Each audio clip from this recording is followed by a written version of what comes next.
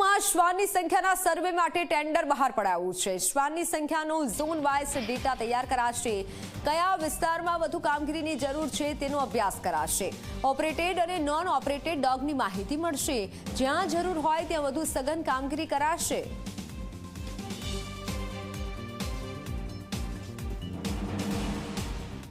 સુરત મહાનગરપાલિકાની માર્કેટ ખાતા દ્વારા હવે શ્વાનની જે સંખ્યા છે તેનો સર્વે કરવા માટે હવે ટેન્ડર બહાર પાડશે। આપણી સાથે માર્કેટ વિભાગના અધિકારી જોડાયા છે।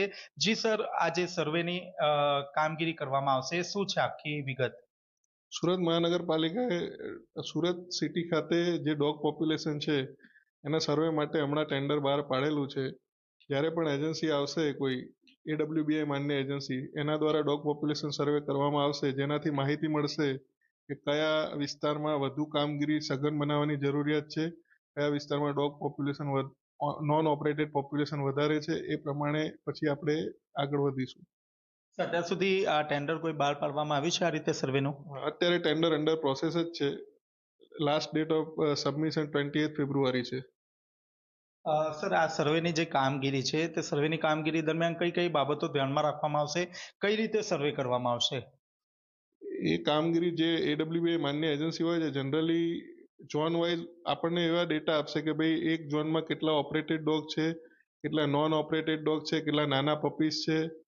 એ પ્રમાણે ઝોન વાઇઝ માહિતી મળશે, જેના પરથી આપણે કયા ઝોનમાં કામગીરી વધુ કરવાની બાકી છે એ જાણી શકાશે।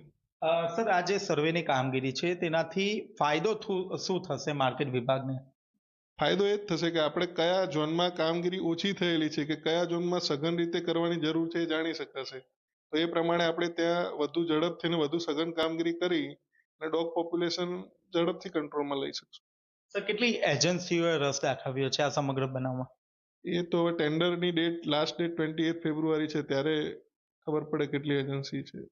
તો આપણે જે રીતે જોયું તે રીતે હાલમાં જે સુરત મહાનગરપાલિકા દ્વારા જે ટેન્ડરની પ્રક્રિયા છે તે શરૂ કરી દેવામાં આવી છે। આગામી સમયમાં સુરત શહેરમાં કયા ઝોનમાં સૌથી વધુ શ્વાન છે તેનો સર્વે પણ હાથ ધરવામાં આવશે। કેમેરામેન વિજય વેસાણી સાથે ચેતન પટેલ, ઝી મીડિયા, સુરત।